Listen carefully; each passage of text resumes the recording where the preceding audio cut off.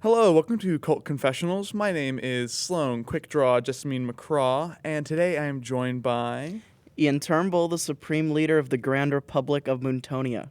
And I feel like there's a lot to immediately jump in with, but Moontonia is a micronation that Iain is, of course, the Supreme Leader of, and I think the best way to really dive in is, Iain, what are micronations? It's a great question. So, micronationalism is a hobby to some and a lifestyle for others. The exact definition of a micronation is a country which lacks international recognition. So some micronations you might have heard of are Taiwan, North Korea, South Sudan, Israel, and Palestine, because they lack recognition from all five of the major UN powers: the United States, Canada, Great Britain, Russia, and China. Awesome. So, of course, you did drop some larger names, but for yours, Moontonia, what's kind of the history of how you started your micronation? So it all started about 10 years ago. In fact, it's going to be 10 years ago this Friday. Yeah. So it started on March 8th, 2014, when I was first approached by my fourth grade teacher, getting us ready for the summer, which was 2 months away, and he had a really big project for us to complete over the summer. We had read this book about this kid who had created his civilization based off of this fruit, and he had all these creative names and creative ideas, and we needed to create our own nation based off of a fruit.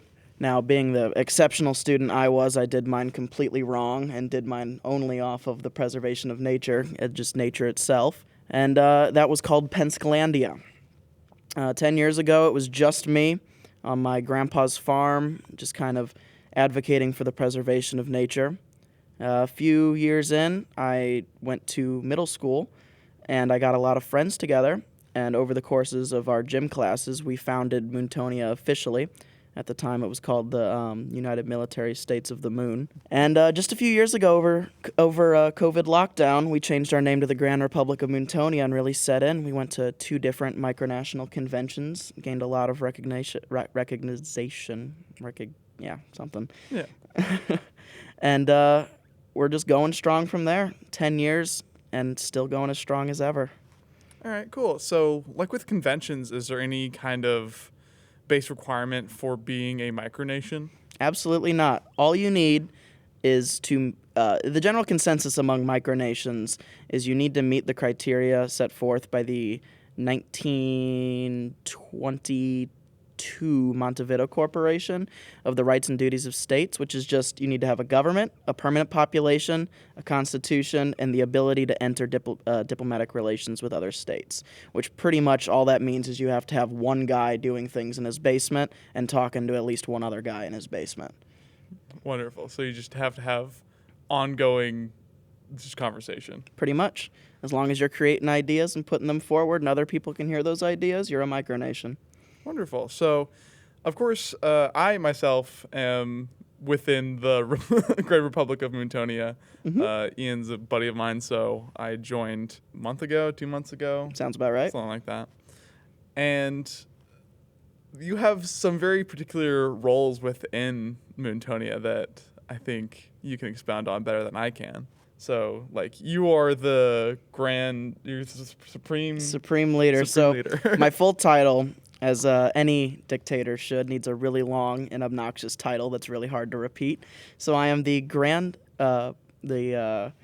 look, I can't even remember my own. I'm the Supreme General Commander, Grand Sergeant Major, Chief Master Sergeant, Supreme Leader King, Sir Iain Turnbull, Leader of the Grand Republic of Moontonia, and the Governor of Moonvia. Wonderful. See, once I get it going, the muscle memory kicks in. Yeah, you just keep flowing with it. I think it's very, very fun and also kind of cool because it is one of those things where it's like, oh yeah, I run a micronation. You kind of throw out there and it's like, you do what now? It's definitely a conversation starter. Yeah. And well, I should mention that Iain today is in the full attire of the Supreme Leader of Moontonia, and I'll probably post a photo on the Cult of Media social at one point. But it is definitely something to draw eyes upon, and you said when you walked in here today that you got a lot of looks, but not a lot of asks. That's always how it is. People are always looking, but they never want to ask you. I remember this story from the most recent micronation convention where I was in an elevator going back to my room in the hotel, and this mom and her 2 kids got in, and they were just staring at me, but all 3 of them, they just didn't want to ask. And I looked at them. I said, "It's okay to ask if you want." And I got this tirade of questions, just, more questions than you can answer on a normal elevator ride. It's a really magical experience getting to explain to people what micronations are and how we draw fun from it. Yeah, I can understand that people would be a bit hesitant to ask questions because, I mean, at face value, I feel like people don't ask questions to other people about clothing often. But at the same time, there's definitely something going on. Mm-hmm. It's a very formal attire. And so your general reaction when getting the questions is usually good. And also, people tend to have a lot of questions, I assume. A lot of questions. Usually micronations aren't something anyone's ever heard of. And if they have heard of it, they only know a little bit, or they know the big names like the Republic of Molossia or Sultanate of Slojamistan, things like that. Okay. Yeah, I had never heard of micronations until you specifically have, like, brought me into yours, and I could see the inner workings. There's a lot of fun to be had within it. Our mutual friend Elwood is your current census taker. Correct. And that is my current favorite happening, in which the census taker for the past few censuses has been counting the number of censuses taken. Absolutely. And has ultimately spiraled into a madness of just more censuses need to be taken after the last census until the new retroactive census accounts are made. Absolutely. It's a big thing in Moontonia to have fun in a professional way. I've called it unprofessional professionalism. And what Elwood's doing is they're being professional by taking censuses in a very formal way, but the actual meat and beans of the census is complete nonsense. Mm. And it's stuff like that kind of plays fun at bigger bureaucracies and governments.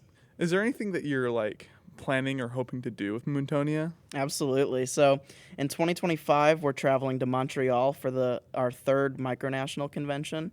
It's always my goal to put us on the map more. I hope to expand our territory into larger settlements such as Molossia's, who has an entire city, and they have a shopping district and a railroad and monuments. Wow. And I really want to take that to Moontonia. However, our main goal still is the preservation of nature, specifically the butterflies, the bees, and the trees. Mm-hmm. And right now, anyone can get on moontonia.org and fill out a contact form, which goes straight to me, and request a butterfly garden to be put in any area of their property. And within a few weeks, Moontonia will come and do that. That's actually really wonderful. So that's just on the Moontonia website? Yep, moontonia.org. Let's go. I'll go ahead and link that in our YouTube description. So feel free to go check that out and have a butterfly garden put up by Moontonia in your property. Absolutely. What kind of happenings go on at the conventions that y'all attend? So the conventions I always describe as a lot of smiling, shaking hands, and taking photos with people you've never seen before. Mm-hmm. However, a lot can be learned from these conventions because when you're sitting in your basement all day writing legislator and voting on it with people that you've seen for your entire life, the ideas get really bland, and having a completely different person come in and talk to you about it, you get all these new influxes of ideas. Especially the younger micronationalists have really great ideas for their micronations that I like to draw inspiration on. A few I met in Chicago last year were the oligarchy of Kernan and the Republic of Hankland, which Hank was the actual youngest micronationalist at a convention so far. He was just 8 years old. Wow. 8 years old as a micronationalist. Younger than I was when I started. Yeah, because you were 9? I was 9 years old. Oh. It was in between 4th and 5th grade. You know, close, but no. 10? 10? Huh? What? Was it 10? What? No, never mind. What are you talking about? 10? Was I 10? Were you 10? I don't know. Well, I would have been 8. Yeah, I would have turned 9 2 weeks later. so So I was actually the same age. yeah, so someone taking the same path as you. I think it is interesting that it started from a school project and you just kind of ran with it. I really just hadn't heard of micronations before, and we watched this video about micronations, and it was the No, the conventions hadn't happened yet. It was about the Republic of Sealand, which is usually credited as the first micronation.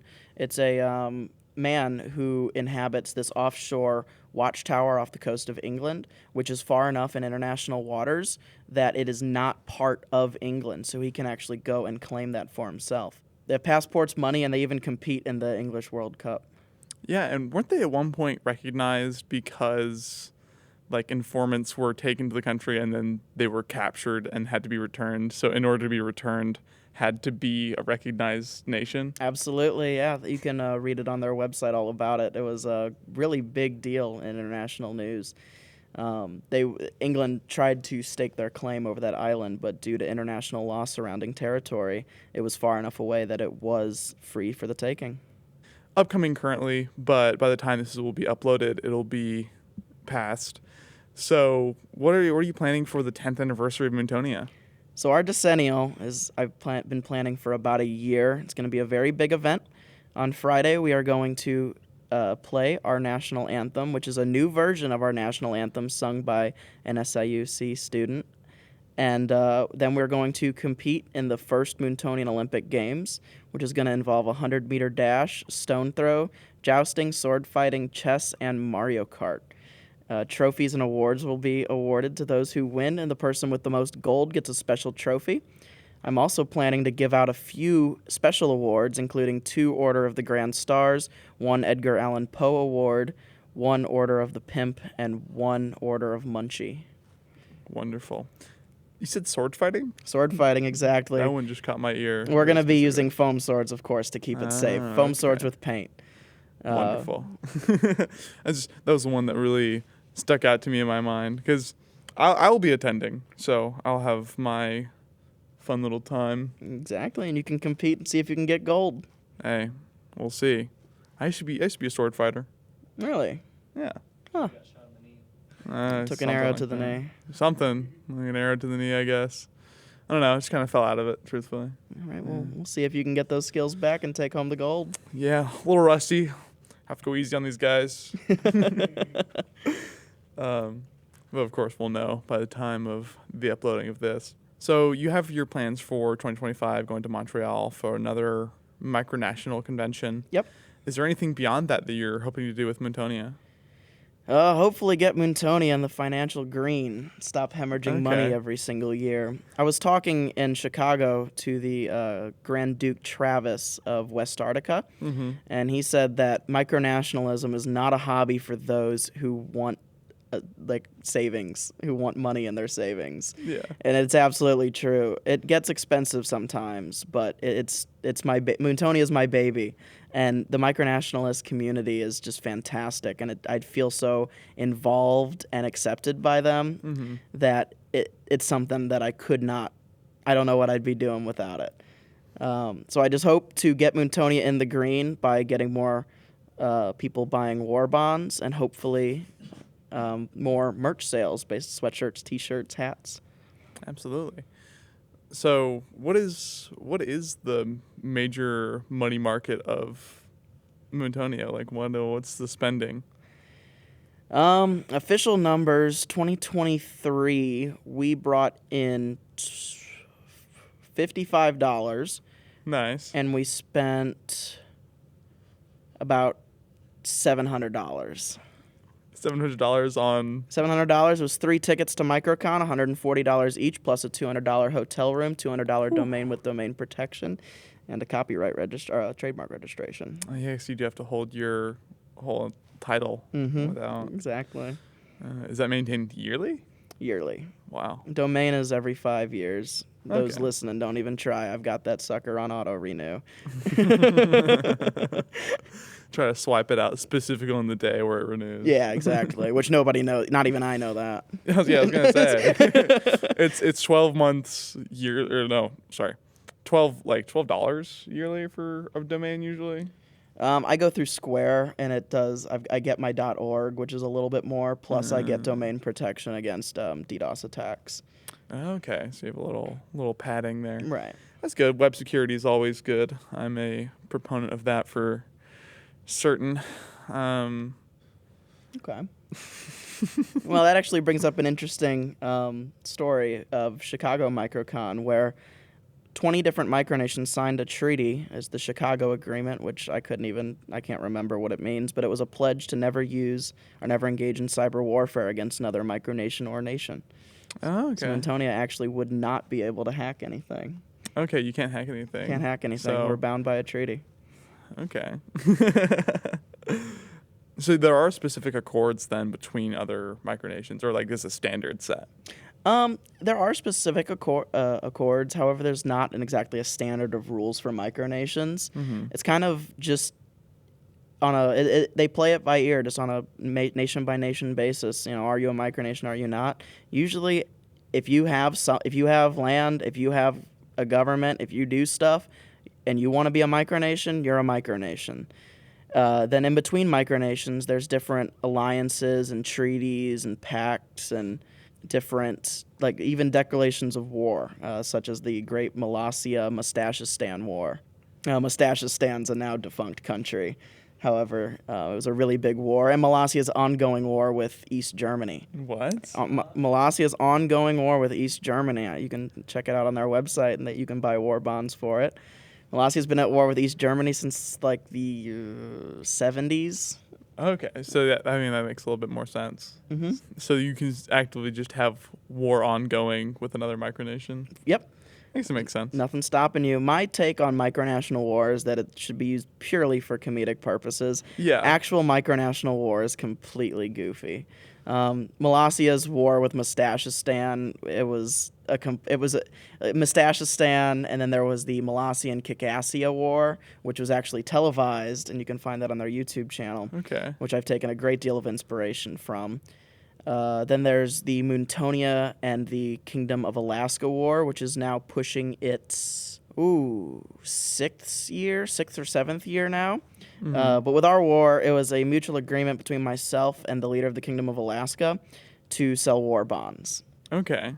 So you have the option of war bonds, but also what does a serious micronational war look like? The ones I've experienced have been mainly just trolling on Discord servers or setting up bots to spam their contact forms.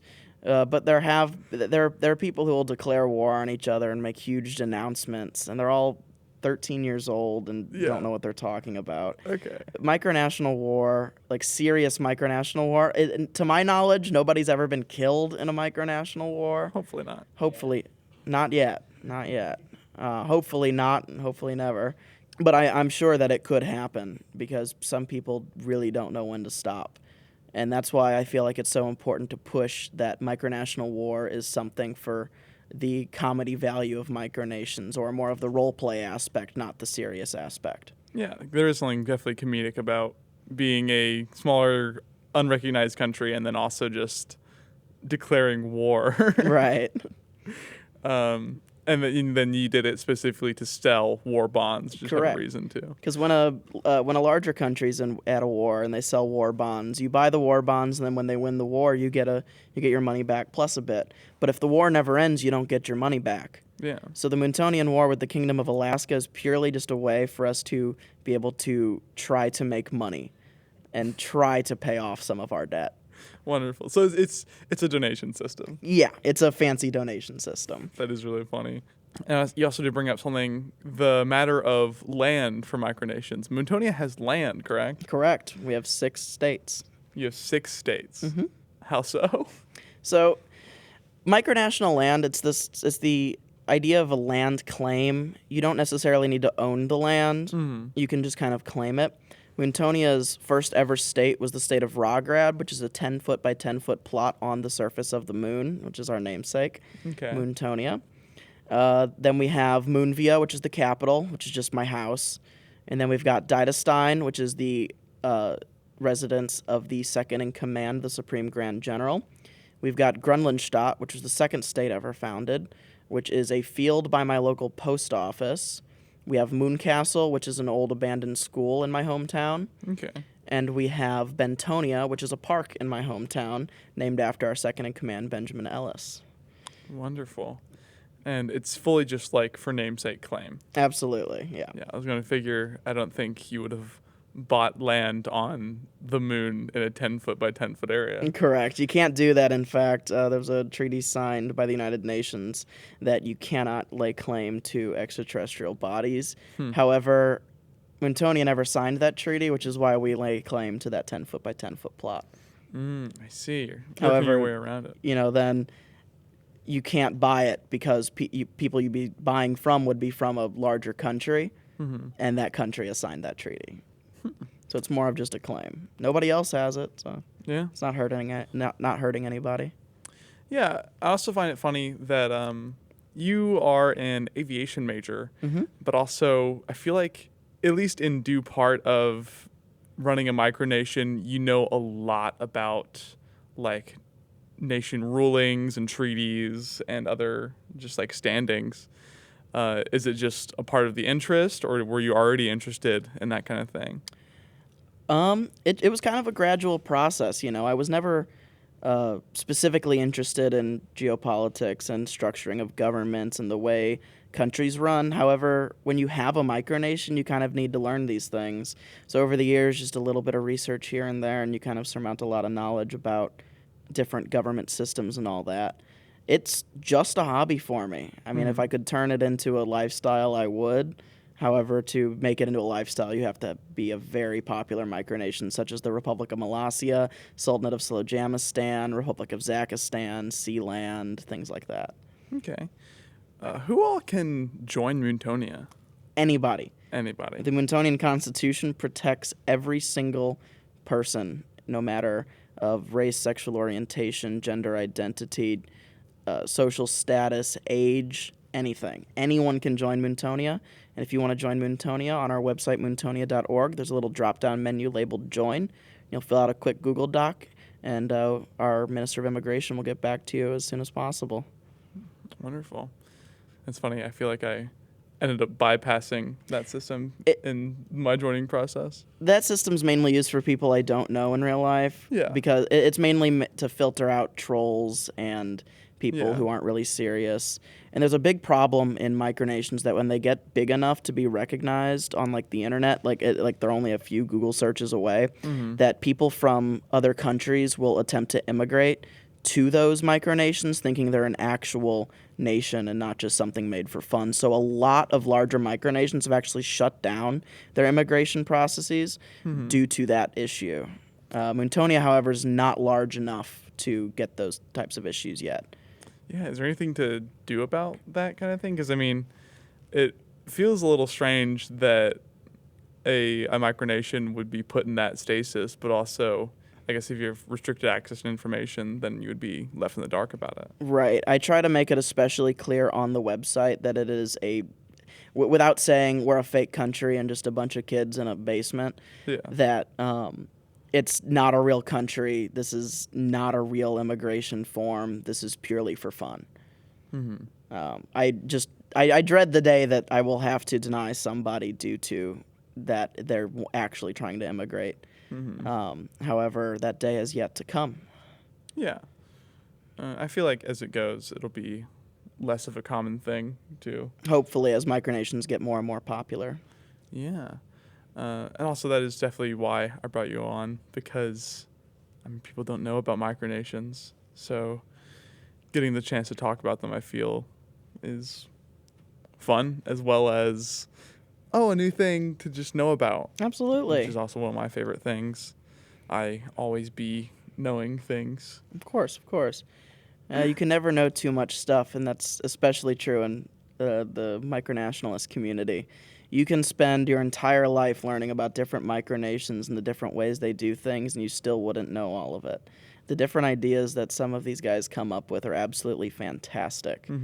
Like the people who run them are fantastic, such as the Chicago Agreement I mentioned earlier. Yeah. The man who runs that micronation is he's a chief, what's the word? It's like cyber attack security officer.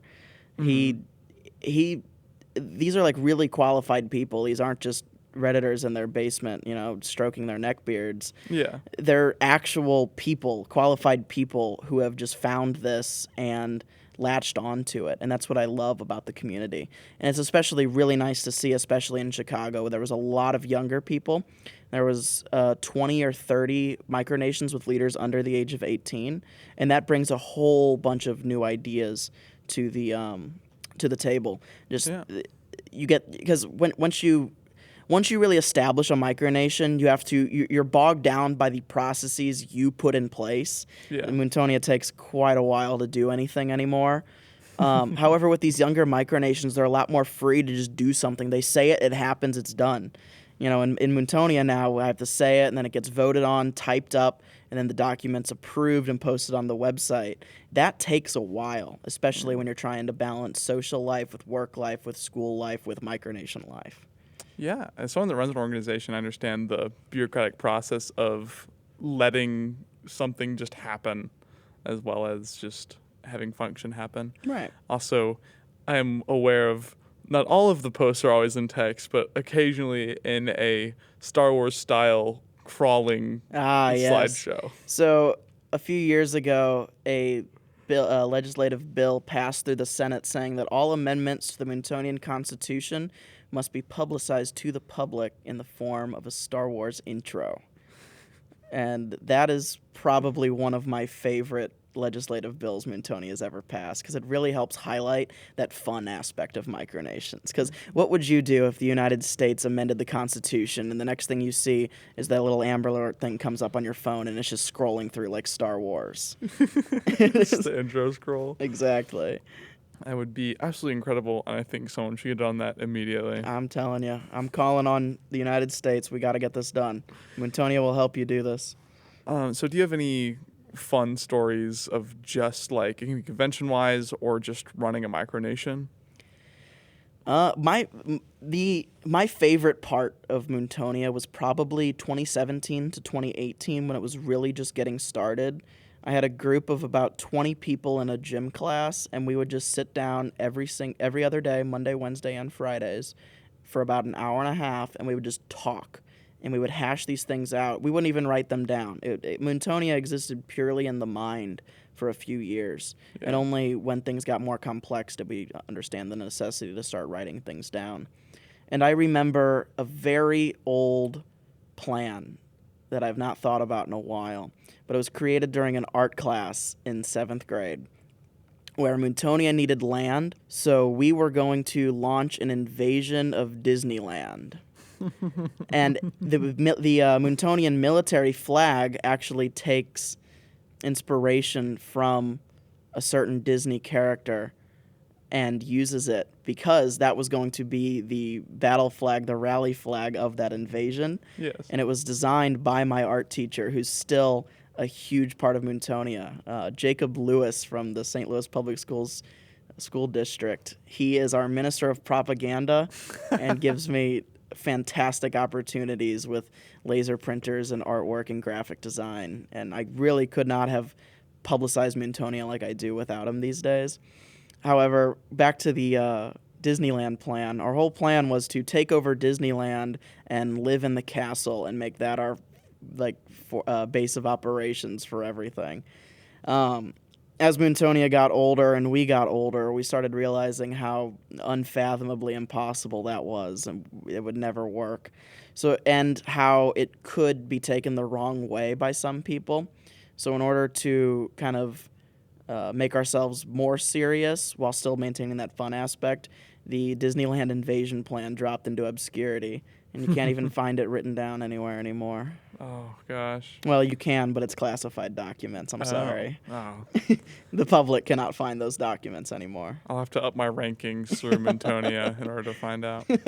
I think it's funny that you have someone with the title of propaganda in it. Mm-hmm. It's our Minister of Propaganda. Minister of Propaganda. He does all of our graphic design, all of our posters. Well, he doesn't do all of them, but I always email him and ask for tips and tricks on how to make my posters better. And it's the Minister of Propaganda, not publicity, nothing. Yeah. Propaganda. We get straight to the point. Yeah, I think that's just another one of those small things that just highlight of the parts of it that are fully just fun, and also the parts that are like fully knowledge about how nations kind of work and how you can be funny about it. Exactly. So I have two more things, and first I'll just ask, is there anything else you'd like to talk about micronations or Moontonia on its own? Ooh. Well, of course, anybody who's listening, it would be highly appreciated to go to moontonia.org/warbonds.html and sign up for a war bond. It's $5 to $10 a month. If you have that extra money, it would be greatly appreciated. Helps to keep our nation running and going strong. Other than that, I mean, I would be happy to see a new influx of citizens due to this. And if anybody has any questions, you can feel free to go to moontonia.org/contact and contact me, and I will get back to your email as soon as possible. Awesome. And then I do have one thing. This show is, of course, called Cult Confessionals, and it doesn't have its namesake just for being a cultish name. Instead, Iain, I would like you to leave us with one cult confession of your own. This can be something from you, Iain Turnbull, or it can be as Supreme Leader. It doesn't matter which one. Moontonia has had an interesting history, so there's many things to talk about. So I suppose I will leave you with an old piece of a long classified document called the UMSM Manifesto, where it outlined different punishments for different crimes. And one was that every single crime you committed would be equal to 100 pounds, and you would have a rock tied to your leg equal to that weight, and you would be forced to drag that around. There was also one, what are your rules on this show about sexual themes? You know what? Just say it, and I'll let my editor decide if it should be in. Moontonia thought that the punishment of hanging was too boring. So instead, we decided that male adulterers would be hung by their penis. And this is seventh grade us, so it was ridiculous. But that's why that document's classified. It contains a lot of old Moontonian things, like ideas that never really got published. Yeah. But yeah. That is really funny. And I think that'll be fine. We've had a worse confession that I've told you about before. All right. That did get aired, and nothing's happened. So. Glad to hear it. I'm waiting. I'll wait for the Men in Black to knock on my door. Well, Iain, thank you so much for joining and talking with us about micronations and the Grand Republic of Moontonia. Of course. Thank you so much for having me. All right. And thank you all for listening. My name is Sloane Quickdraw Jessamine McCraw, and this is Cult Confessionals. I'll see you next time. Love you, mean it. Bye.